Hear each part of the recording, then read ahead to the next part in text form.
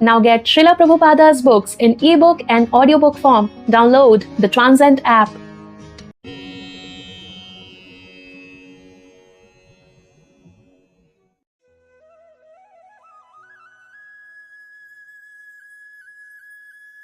In the Bhagavad Gita, 18th chapter, the Lord states that one who is engaged in preaching Krishna consciousness is very dear to him. A preacher has to face many difficulties in his struggle to preach pure Krishna consciousness. Sometimes he has to suffer bodily injuries, and sometimes he has to meet death also. All this is taken as a great austerity on behalf of Krishna. Krishna therefore has said that such a preacher is very, very dear to him. If Krishna's enemies can expect salvation simply by concentrating their minds on him, then what to speak of persons who are so dear to Krishna? The conclusion should be that the salvation of those who are engaged in preaching Krishna consciousness in the world is guaranteed in all circumstances. But such preachers never care for salvation because factually, one who is engaged in Krishna consciousness devotional service has already achieved salvation. Srila Shukadev Goswami therefore assured King Parikshit that he should always rest assured that one who is attracted by Krishna attains liberation from material bondage because Krishna is the transcendental master of all mystic power. When all the gopis assembled as described before Krishna, he began to speak to them, welcoming them as well as discouraging them by word jugglery. Krishna is the supreme speaker. He is the speaker of Srimad Bhagavad Gita. He can speak on the highest elevated subjects of philosophy, politics, economics, everything. And he also spoke before the gopis who were so dear to him. He wanted to enchant them by word jugglery, and thus he began to speak as follows. O ladies of Vrindavana, Krishna said, you are very fortunate and you are very dear to me. I am very much pleased that you have come here, and I hope everything is well in Vrindavana. Now please order me. What can I do for you? What is the purpose of your coming here in the dead of night? Kindly take your seats and let me know what I can do for you. The gopis had come to Krishna to enjoy his company, to dance with him, embrace him and kiss him. And when Krishna began to receive them very officially, showing all kinds of etiquette, they were surprised. He was treating them like ordinary society women. Therefore, they began to smile among themselves, and though they were eagerly listened to Krishna talk in that way, they were surprised. Then Krishna began to instruct them. My dear friends, you must know that it is now the dead of night, and the forest is very dangerous. At this time, all the ferocious jungle animals, the tigers, bears, jackals, and wolves are prowling in the forest. Therefore, it is very dangerous for you. You cannot select a secure place now.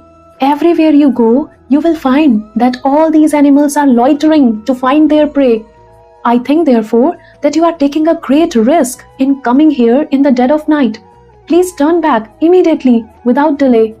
When he saw that they continued to smile, he said, I very much appreciate your bodily features. All of you have nice, very thin waists. All of the gopis there were exquisitely beautiful. They are described by the word Sumadhyama. The standard of beauty of a woman is said to be Sumadhyama when the middle portion of the body is slender. Krishna wanted to impress on them that they were not old enough to take care of themselves. Actually, they required protection. It was not very wise for them to come in the dead of night to Krishna. Krishna also indicated that he was young and that they were young girls. It does not look very well for young girls and boys to remain together in the dead of night. After hearing this advice, the gopis did not seem very happy. Therefore, Krishna began to stress the point in a different way. My dear friends, I can understand that you have left your homes without the permission of your guardians. Therefore, I think your mothers, your fathers, your elder brothers, and even your sons, and what to speak of your husbands, must be very anxious to find you. As long as you are here, they must be searching in different places, and their minds must be very agitated. So don't tarry. Please go back and make them peaceful. When the gopis appeared to be a little bit disturbed and angry from hearing the free advice of Krishna, they diverted their attention to looking at the beauty of the forest. At that time, the whole forest was illuminated by the bright shining of the moon, and the air was blowing very silently over the blooming flowers, and the green leaves of the trees were moving in the breeze. Krishna took the opportunity of their looking at the forest to advise them. "I think you have come out to see the beautiful Vrindavana forest on this night," he said, "but you must now be satisfied. So return to your homes without delay.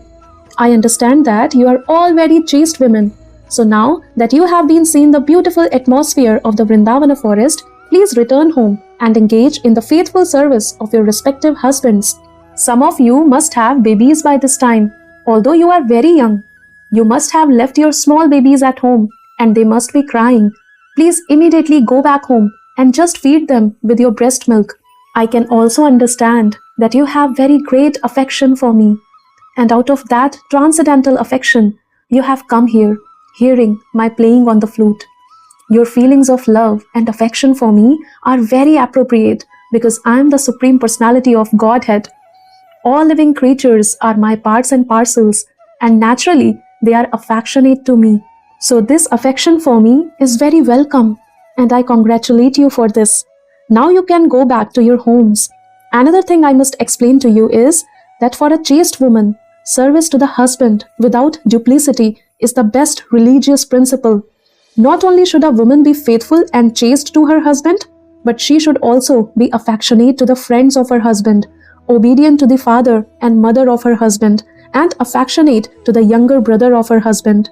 And most importantly, a woman must take care of her children. In this way, Krishna explained the duty of a woman. He also stressed the point of serving the husband, even if he is not of very good character, or even if he is not very rich or fortunate, or even if he is old or invalid on account of continued diseases. Whatever her husband's condition, a woman should not divorce her husband if she actually desires to be elevated to the higher planetary systems after leaving this body. Besides that, it is considered abominable in society if a woman is unfaithful and goes searching for another man. Such habits will deter a woman from being elevated to the heavenly planets, and the results of such habits are very degrading. A married woman should not search for a paramour, for this is not sanctioned by the Vedic principles of life. If you think that you are very much attached to me and you want my association, I advise you not to personally try to enjoy me. It is better for you to go home, simply talk about me and think of me. And by this process of constantly remembering me and chanting my names, you will surely be elevated to the spiritual platform. There is no need to stand near me. Please go back home. The instruction given herein by the Supreme Personality of Godhead to the gopis was not at all sarcastic. Such instructions should be taken very seriously by all honest women. The chastity of women is specifically stressed herein by the Supreme Personality of Godhead. Therefore, this principle should be followed by any serious woman who wants to be elevated to a higher status of life. Krishna is the center of all affection for all living creatures. When this affection is developed for Krishna, one surpasses and transcends all Vedic injunctions. This was possible for the gopis because they saw Krishna face to face. This is not possible for any women in the conditioned state. Unfortunately, sometimes a rascal, following the philosophy of monism or oneness, very irresponsibly takes advantage of this Rāsa Leela to imitate the behavior of Krishna with the gopis, entice many innocent women and mislead them in the name of spiritual realization. As a warning, Lord Krishna has herein hinted that what was possible for the gopis is not possible for ordinary women. Although a woman can actually be elevated by advanced Krishna consciousness, she should not be enticed by an impostor who says that he is Krishna. She should concentrate her devotional activities in chanting about Krishna and meditating upon him, as is advised herein. One should not follow the men called Sahajiyas, the so-called devotees who take everything very lightly. When Krishna spoke in such a discouraging way to the gopis, they became very sad, for they thought that their desire to enjoy the Rasa dance with Krishna would be frustrated. Thus they became full of anxiety. Out of great sadness, the gopis began to breathe very heavily. Instead of looking at Krishna face to face, they bowed their heads and looked at the ground, and they began to draw various types of carved lines on the ground with their toes. They were shedding heavy tears, and their cosmetic decorations were being washed from their faces. The water from their eyes mixed with the kumkuma on their breasts and fell to the ground. They could not say anything to Krishna, but simply stood there silently. By their silence, they expressed that their hearts were grievously wounded. The gopis were not ordinary women. In essence, they were on an equal level with Krishna. They are his eternal associates, as it is confirmed in the Brahma Samhita. They are expansions of the pleasure potency of Krishna, and as his potency, they are non-different from him. Although they were depressed by the words of Krishna, they did not like to use harsh words against him. Yet, they wanted to rebuke Krishna for his unkind words, and therefore they began to speak in faltering voices. They did not like to use harsh words against Krishna because he was their dearmost, their heart and soul. The gopis had only Krishna within their hearts. They were completely surrendered and dedicated souls. Naturally, when they heard such unkind words, they tried to reply, but in the attempt, torrents of tears fell from their eyes. Finally, they managed to speak. "Krishna," they said, "you are very cruel. You should not talk like that. We are full-fledged, surrendered souls. Please accept us and don't talk in that cruel way. Of course, you are the Supreme Personality of Godhead and can do whatever you like, but it is not worthy of your position to treat us in such a cruel way. We have come to you, leaving everything behind, just to take shelter of your lotus feet. We know that you are completely independent and can do whatever you like, but we request you, don't reject us. We are your devotees. You should accept us as Lord Narayana accepts his devotees. There are many devotees of Lord Narayana who worship him for salvation, and he awards them salvation. Similarly, how can you reject us when we have no shelter other than your lotus feet? Oh dear Krishna," they continued, "you are the supreme instructor. There is no doubt about it. Your instructions to women to be faithful to their husbands and merciful to their children, to take care of household affairs, and to be obedient to the elder members of the family are surely just according to the tenets of the Shastras. But we know that one may perfectly observe all these instructions of the Shastras by keeping oneself under the protection of your lotus feet. Our husbands, friends, family members, and children are all dear and pleasing to us only because of your presence, and you are the supersoul of all living creatures. Without your presence, one is worthless. When you leave the body immediately dies, and according to the injunction of the Shastras, a dead body must immediately be thrown into a river or burned. Therefore, ultimately, you are the dearmost personality in this world. By placing our faith and love in your personality, we are assured of never being bereft of husband, friends, sons, or daughters. If a woman accepts you as the supreme husband, then she will never be bereft of her husband, as in the bodily concept of life. If we accept you as our ultimate husband, then there is no question of being separated, divorced, or widowed. You are the eternal husband, eternal son, eternal friend, and eternal master, and one who enters into a relationship with you is eternally happy. Since you are the teacher of all religious principles, your lotus feet have to be worshipped first. According to the Shastra state, Acharya Upasana, the worship of your lotus feet, is the first principle. Besides that, as stated in the Bhagavad Gita, you are the only enjoyer, you are the only proprietor, and you are the only friend. As such, we have come to you, leaving aside all so-called friends, society, and love, and now you have become our enjoyer. Let us be everlastingly enjoyed by you. Be our proprietor, for that is your natural claim, and be our supreme friend, for you are naturally so. Let us thus embrace you as the supreme beloved." Then the gopis told lotus-eyed Krishna, Please do not discourage our long-cherished desires to have you as our husband. Any intelligent man who cares for his own self-interest reposes all his loving spirit in you. Persons who are simply misled by the external energy, who want to be satisfied by false concepts, try to enjoy themselves apart from you. The so-called husband, friend, son, daughter, father, and mother are all simply sources of material misery. No one is made happy in this material world by having a so-called father, mother, husband, son, daughter, and friend. Although the father and mother are expected to protect the children, there are many children who are suffering for want of food and shelter. There are many good physicians, but when a patient dies, no physician can revive him. There are many means of protection, but when one is doomed, none of the protective measures can help. And without your protection, the so-called sources of protection simply become sources of continued distress. We therefore appeal to you, dear Lord of all lords, please do not kill our long-cherished desires to have you as our supreme husband. Dear Krishna, as women, we are certainly satisfied when our hearts are engaged in the activities of family affairs, but our hearts have already been stolen by you. We can no longer engage them in family affairs. Besides that, although you have repeatedly asked us to return home, and that is a very appropriate instruction, unfortunately, we have been stunned here.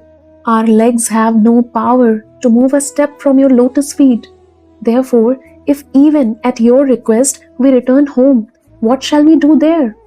We have lost all our ability to act without you.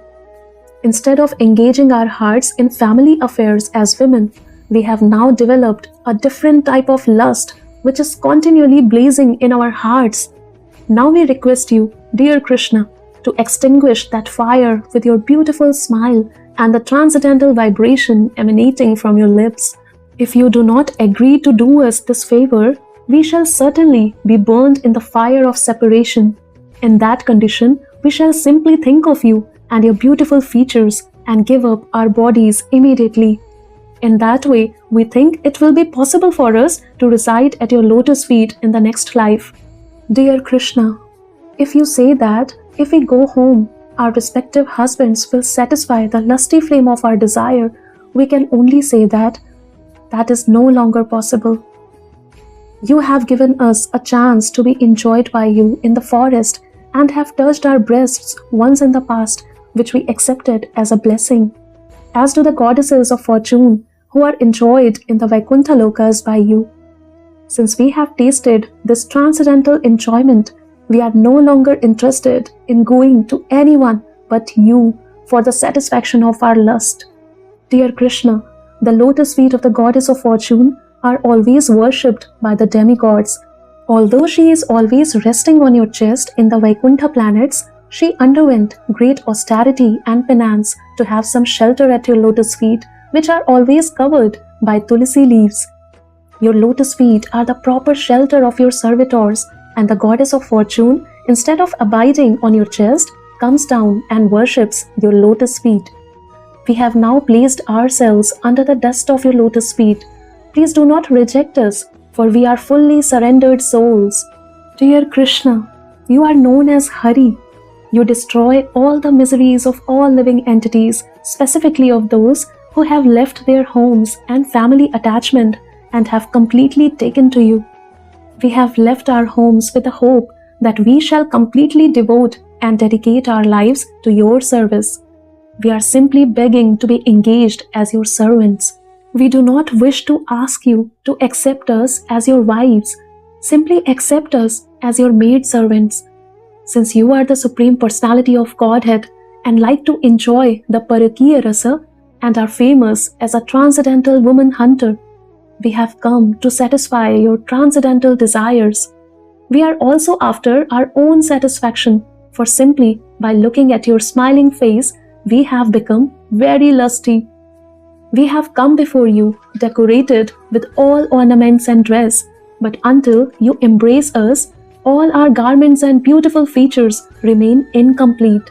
You are the Supreme Person, and if you complete our dressing attempt as the Purusha Bhushana or the male ornament, then all our desires and bodily decorations are complete. Dear Krishna, we have simply been captivated by seeing you with tilaka and with earrings, and by seeing your beautiful face covered with scattered hair and bearing your extraordinary smile. Not only that, but we are also attracted by your arms, which are always give assurance to the surrendered souls. And although we are also attracted by your chest, which is always embraced by the goddess of fortune, we do not wish to take her position. We shall simply be satisfied by being your maidservants. If you accuse us, however, of encouraging prostitution, then we can only ask, where is that woman within these three worlds who is not captivated by your beauty and the rhythmic songs vibrated by your transcendental flute? Within these three worlds, there is no distinction between men and women in relation to you, because both men and women belong to the marginal potency or prakriti. No one is actually the enjoyer or the male. Everyone is meant to be enjoyed by you. There is no woman within these three worlds who cannot but deviate from her path of chastity once she is attracted to you, because your beauty is so sublime that not only men and women, but also cows, birds, beasts, and even trees, fruits, and flowers, everyone and everything become enchanted. And what to speak of ourselves? It is, however, definitely decided that as Lord Vishnu is always protecting the demigods from the onslaught of demons, so you have also advented in Vrindavana, just to give the residents protection from all kind of distress. O dear friend of the distressed, kindly place your hand on our burning breasts as well as on our heads, because we have surrendered unto you as your eternal maidservants. If you think, however, that your lotus-like palms might be burned to ashes if placed on our burning breasts, let us assure you that your palms will feel pleasure instead of pain, as the lotus flower, although very delicate and soft, enjoys the scorching heat of the sun. Upon hearing the anxious plea of the gopis, the Supreme Personality of Godhead smiled, and being very kind to the gopis, the Lord, although self-sufficient, began to embrace them and kiss them as they desired. When Krishna, smiling, looked at the faces of the gopis, the beauty of their faces became 100 times enhanced. When he was enjoying them in their midst, he appeared just like the full moon surrounded by millions of shining stars. Thus the Supreme Personality of Godhead, surrounded by hundreds of gopis and decorated with a flower garland of many colors, began to wander within the Vrindavana forest, sometimes singing to himself and sometimes singing with the gopis. In this way, the Lord and the gopis reached the cool sandy bank of the Yamuna, where there were lilies and lotus flowers. In such a transcendental atmosphere, the gopis and Krishna began to enjoy one another. While they were walking on the bank of the Yamuna, Krishna would sometimes put his arms around a gopi's head, breast, or waist. Pinching one another and joking and looking at one another, they enjoyed. When Krishna touched the bodies of the gopis, their lust to embrace him increased. They all enjoyed these pastimes. Thus the gopis were blessed with all mercy by the Supreme Personality of Godhead, for they enjoyed his company without a tinge of mundane sex life. The gopis, however, soon began to feel very proud, thinking themselves to be the most fortunate women in the universe due to being favored by the company of Krishna. Lord Krishna, who is known as Keshava, could immediately understand their pride caused by their great fortune of enjoying him personally, and in order to show them his causeless mercy and to curb their false pride, he immediately disappeared from the scene, exhibiting his opulence of renunciation. The Supreme Personality of Godhead is always full with 6 kinds of opulences, and this is an instance of the opulence of renunciation. This renunciation confirms Krishna's total non-attachment. He is always self-sufficient and is not dependent on anything. This is the platform on which his transcendental pastimes are enacted. Thus ends the Bhakti Vedanta purport of the 29th chapter of Krishna, The Rāsa dance introduction.